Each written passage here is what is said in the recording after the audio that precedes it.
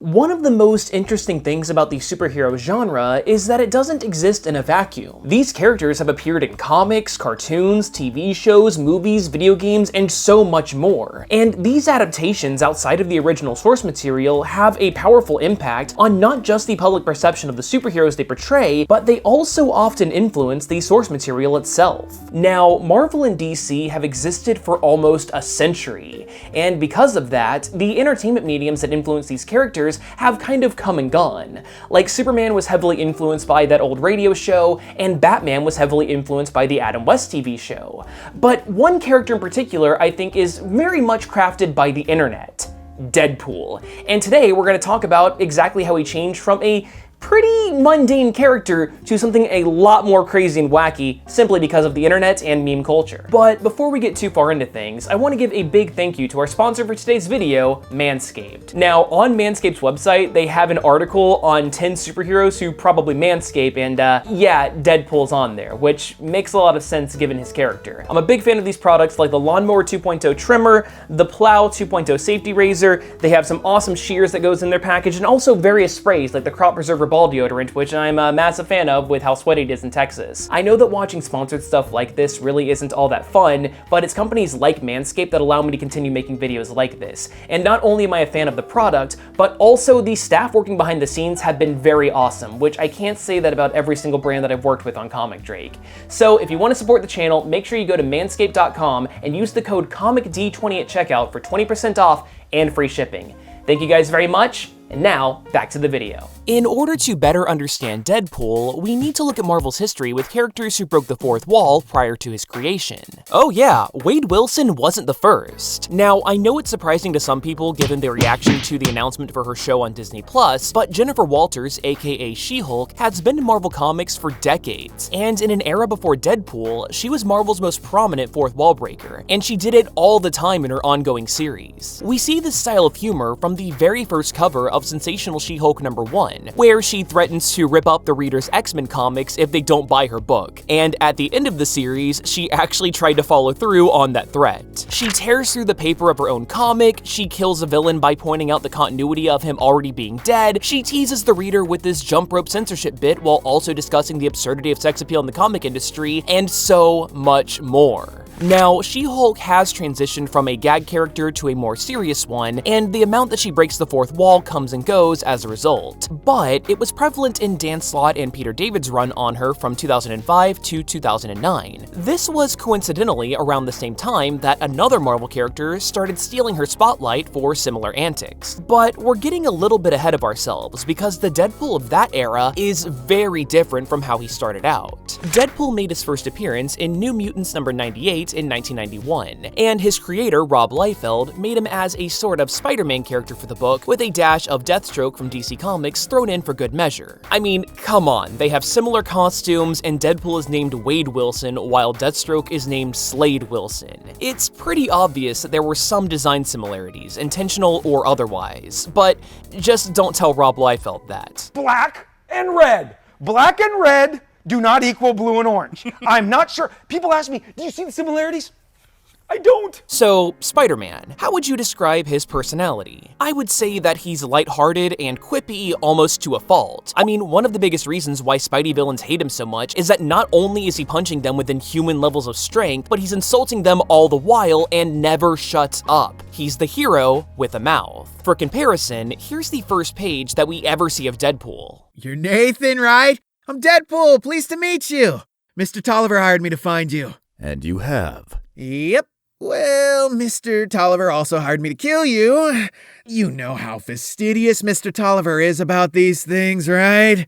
So when I frost your sorry old mechanical butt, don't take it personally, okay? Yeah, if you told me that this was just an evil version of Spider-Man, I would totally believe you. OG Deadpool was full of quips, one-liners, and non-sequiturs in his early appearances, but he was still a far cry from most modern interpretations of him. Back then, Wade was a Spider-Man-style comedian with killer skills to back him up. It makes a lot of sense why Deadpool got the title of the Merc with a Mouth. Since his first appearance, Deadpool has gone on to, without a doubt, become the most successful superhero to be introduced produced within the last 30 years. He became a supporting character in the X-Force series before spinning out into an ongoing solo run in 1997, and he only skyrocketed in popularity from there. Yet, with the internet making its way into more and more homes, the comic book community grew from local shops and conventions to forums and sites like CBR, 4chan, Cheeseburger, and 9gag. On a lot of these sites, memes and image macros were the default ways that users communicated with each other, and a zany character like Deadpool was ripe for being used in this fashion. I mean, hell, Know Your Meme even named their rejected entries category after him. As She-Hulk's series, which was one of Marvel's biggest comedy books at the time, was winding down, Deadpool was the perfect character to take over, and with writer Daniel Way's Deadpool series hitting the scene, the character's already large popularity blew up to unseen heights. Way's run embraced the comedic side of Deadpool more than probably any other writer prior, and pretty much every issue was a meme and reaction image goldmine for the internet, like this iconic pancake shot. Stills from the series were being shared online every single time that a new issue was dropped, and like clockwork, they would go viral every single time, breaking into sites and communities outside of the comic fandom like Twitter, Reddit, and Tumblr. Also around this time, breaking the fourth wall was becoming a huge trope in media that was produced for the internet. But superhero comics only did it on occasion and were generally done in more serious meta ways, like in Grant Morrison's run on Animal Man.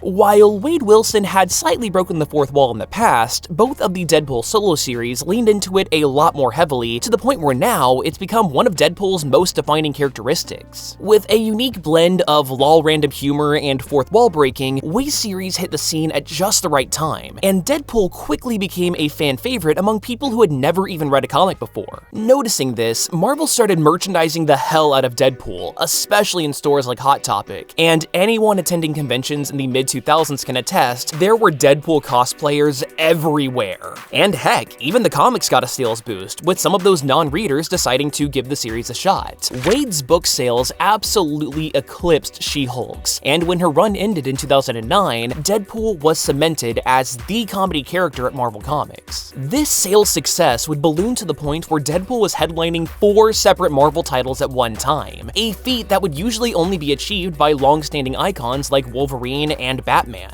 This would hit its peak around 2009 to 2010, and ironically, some of that success could be argued to have come from X-Men Origins Wolverine butchering the character so much. For those of you that are somehow out of the loop, while X-Men Origins Wolverine had plenty of other faults as a movie, Deadpool ended up looking like this, literally getting rid of the mouth of a character who is known as the Merc with a Mouth. Needless to say, there was backlash, but for general audiences who had never heard of Deadpool prior, the outrage against X-Men Origins was definitely there to educate them. Vocal fans were quick to rage and rant about the character that they were robbed of on mainstream sites, explaining what made Deadpool such a great character in their eyes, and of course, they shared those viral stills from Daniel Way's run. As a result, Deadpool in his purest form was getting seen by a whole new potential fanbase, making him even more famous and popular. The downside, though, is that this backlash against the live-action portrayal kind of led the comics to overcompensate for the on-screen injustice. Deadpool became more crazy, more random,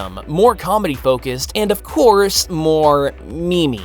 This is Flanderization, a fan term that was named after the Simpsons character Ned Flanders, where a more complex character becomes more and more one note as time goes on. Now, Flanderization is not always a bad thing, but this even more over-the-top Deadpool became somewhat divisive for Deadpool fans, myself included. Memepool, as he was starting to be known as, didn't resonate with everyone. A contingent of fans thought that Deadpool's character was getting lost in these situations and plots that he was put into. Wade had become more famous than ever, sure, but to some, he had also lost that edge which made him so popular to begin with. Of course, fan praise and criticism really don't mean a whole lot to corporations. It's money that talks, and there's no denying that the Deadpool comic and merch sales were going through the roof. This second wave of Deadpool fame is also why we got the 2003 Deadpool video game. After X-Men Origins, this was the largest non-comic project that the character was at the forefront of, and fans absolutely loved how the character was portrayed. This was the character that fans wanted, not the no-mouth Baraka from the movie. And what came out of the video game? More more memes, more popularity with non-comic readers, and of course, a lot more sales and merchandise. The meme culture that Deadpool ferociously led would translate into merch and marketing campaigns based on these very memes. I mean, good God, there are so many Deadpool taco shirts, and they all somehow sell despite being the same joke. It was only a matter of time until a character this popular got a solo movie. And you'd think that after the backlash of X-Men Origins, Fox would want to try as hard as they could to make fans forget that it ever happened. That's why it's so surprising that Ryan Reynolds, the actor that played him, was being brought back for a potential Deadpool solo movie. But here's the thing, Ryan Reynolds and Deadpool are like cosmically made for each other. The comics kind of predicted that he would get the role, and Reynolds has been a huge fan of Deadpool from the get-go, and his clear passion for the character is one of the main reasons why the solo movie was being made in the first place. Although test footage was created, the movie wasn't officially greenlit until it was purposely leaked by someone close to the project onto the very sites where Deadpool became memeified in the first place. And let's be real, it was most likely Reynolds himself that did the leaking. There's me, Rhett Reese, Paul Wernick, and Tim Miller, the director. One of us did it. Okay, good. Yeah, all right, good. Yeah, I don't know who did it. Yeah, we all sort of said at the beginning, someone should leak it. Someone should leak it. So the idea was planned, but I'm 70% sure it wasn't me. Ryan Reynolds spent 11 years trying to get this project off the ground, and when the leaked footage sparked major fan interest, the movie was practically greenlit overnight. This was a move that could only have really been done by a true fan that gets where the character comes from, and completely sums up the power that Deadpool gets from the internet. Of course, memes can't successfully sell a movie by themselves, and it's the quality writing that really made it a smash success. It also helps that it was released at the perfect time, when superhero movies were saturating the market to the point of audience fatigue.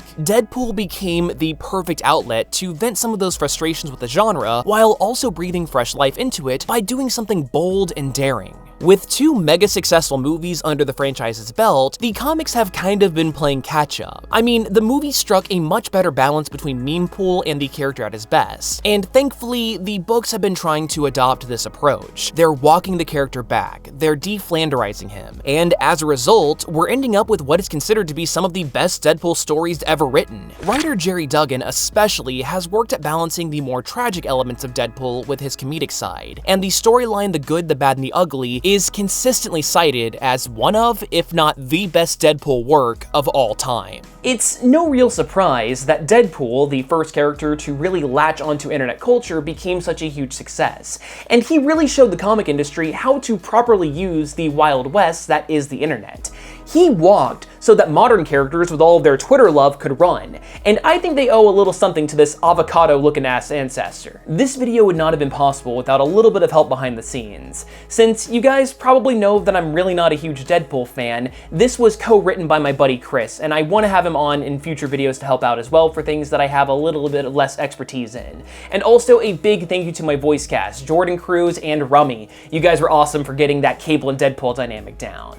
But anyway, I hope you guys learned at least a little something new, and hopefully, I'll see you next time.